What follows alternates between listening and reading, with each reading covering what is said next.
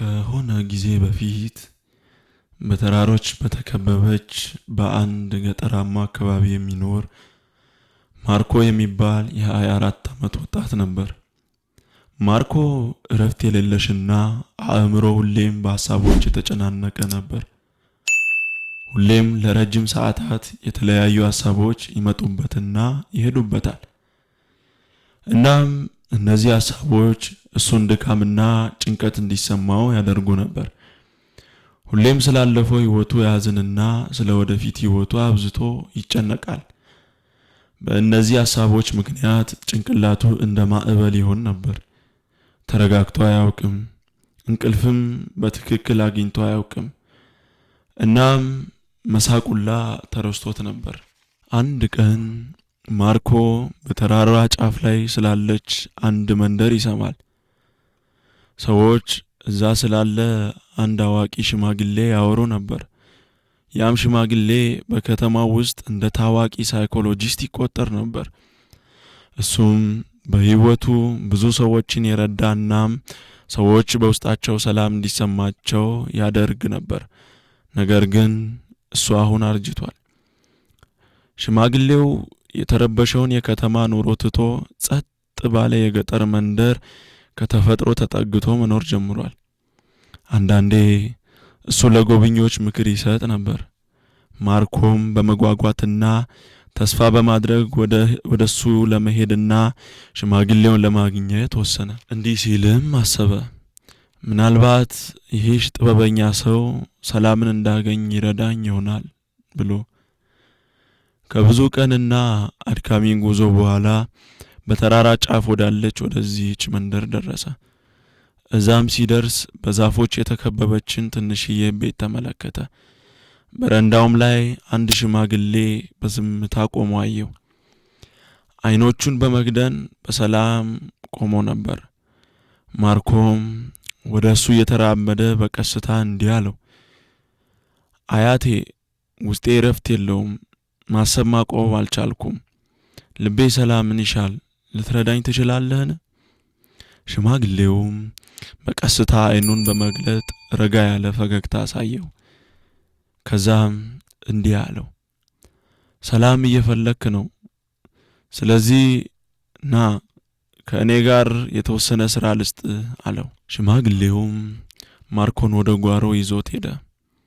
ከዛም ብርጭቆን እስከ አፉ ውሃ ሞላው። ብርጭቆውም እስከ አፉ ሞልቶ ነበርና ትንሽዬ እንቅስቃሴ ውሃው እንዲፈስ ሊያደርገው ይችላል። ውሃ የተሞላውን ብርጭቆ ለማርኮ ሰጥቶ እንዲህ አለው፣ ከዚህ እስከ መንደሩ መጨረሻ ተራምደ ሄደ ተመለስ። ግን አስታውስ፣ ጠብታ ውሃ እንኳን ማፍሰስ የለብህም አለው። ማርኮም ሽማግሌውን በአግራሞት ይመለከተው ነበር። ግን የተቻለውን ሁሉ ሊያደርግ ወሰነ። እሱም ብርጭቆን በጥንቃቄ በመያዝ መንገድ ጀመረ። መንገዱም ጠባብና የተጨናነቀ ነበር። አንዳንድ ሰዎች ይራመዱ፣ አንዳንዶቹም ይሮጡ ነበር። ነጋዴዎች ደንበኞቹን ይጣሩ ነበር። ውሾችም በየመንገዱ ይጫጮሃሉ። ግን ማርኮ ዙሪያውን አያይም ነበር። አይኖቹ ብርጭቆ ላይ ብቻ ተተክለው ነበር። በቀስታ እና በዝግታ ነበር የሚራመደው። ቀስ በቀስ ሰዎችም በአግራሞት ይመለከቱት ነበር። ነገር ግን ጠቃሚ ነገር እየተማረ እንደሆነ ስላወቁ ማናቸውም ሊረብሹት አልፈለጉም። በመጨረሻም ማርኮ ወደ ሽማግሌው ተመለሰ እና እንዲህ አለ፣ ያልከኝን ሁሉ አድርጌዋለሁ፣ አንድም ጠብታ አላፈሰስኩም አለ። ሽማግሌውም ፈገግ በማለት ጥሩ አደረክ ልጅ፣ እስቲ ንገረኝ፣ በመንገድ ዳር የሚጫወቱ ሕፃናትን አይታቸዋል? የውሾችን ጩኸት ሰምተሃል? ማርኮም በአግራሞት የተመለከተ አይ አለ። ትኩረቴ ሁሉ ብርጭቆ ላይ ነበር። ሽማግሌውም ፈገግ በማለት እንዲህ አለው፣ እሱ ጋር ነው ሚስጢሩ። ውስጥ ላይ የሆነ ነገር አለ፣ ግን አታውቀውም። ግን በአሁኑ ሁኔታክ ውስጥ ሲሆን ለፍርሃት ምንም ቦታ የለውም። ምንም ግራ መጋባት፣ ምንም ጭንቀት፣ ምንም አንተ የምታስበው ስለ ብርጭቆ ውሃ ብቻ ነበር። በዚህ ጊዜ ውስጥ ሰላማዊ ነበር። ስላለፈው አታዝንም፣ ስለሚመጣውም አትፈራም አለው። ማርኮም በቀስታ እያሰበ የሚፈልገው ሰላም ይሄ እንደነበር ተረዳ። ሰላም ውጪ የምንፈልገው አይደለም። ሰላም በውስጣችን ነው ያለው። አሁን ስንኖር ጭንቅላታችንን ባዶ ማድረግ ስንችል። ማርኮም ጭንቅላቱን በመነቅነቅ አያቴ አሁን ተረድቻለሁ፣ ውስጤን ማረጋጋት ከፈለኩ ጭንቅላቴን ባዶ አድርጌ አሁን ስላለው ሁኔታ ብቻ ላይ ማተኮር አለብኝ።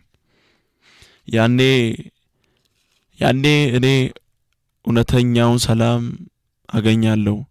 ይህ እውነተኛ ሰላም የሚመጣው በዚህ መንገድ እንደሆነ ተረድቻለሁ።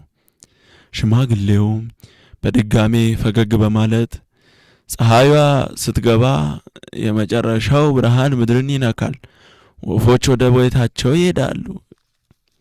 ማርኮም ወደ ቤቱ መመለስ ጀመረ። ግን አሁን እሱ ረፍት የሌለው ወጣት አይደለም። እሱ ተቀይሯል። ውስጡ ሰላማዊ ነው። እናም ውስጡን እንዴት ማረጋጋት እንዳለበትም አውቋል። ሰላም፣ ስኬት እንዲሁም የምንፈልጋቸው በህይወታችን ላይ የምናስባቸው ሁሉ ነገሮች እኛ በሰጠነው ትኩረት መጠን ተመልሰው የሚመጡ ናቸው። ዛሬ ላይ የምናደርጋት የጥንቃቄ ጉዟችን ነገ ላይ የምንፈልገውን ትወስናለች። እዚህ ጋር አብቅቷል። የኔና የናንተ ግንኙነት ግን እዚህ ጋር አያበቃም። ቻናል ሰብስክራይብ በማድረግ እንደዚህ ያሉ አስተማሪ እንዲሁም የስኬት መንገድ የሚመሩ ታሪኮችን ለእናንተ ማድረስ ስለሚሆን ሰብስክራይብ በማድረግ ቀጣዩ ቪዲዮአችን እንደጠብቁ በአክብሮት እጠይቃለሁ።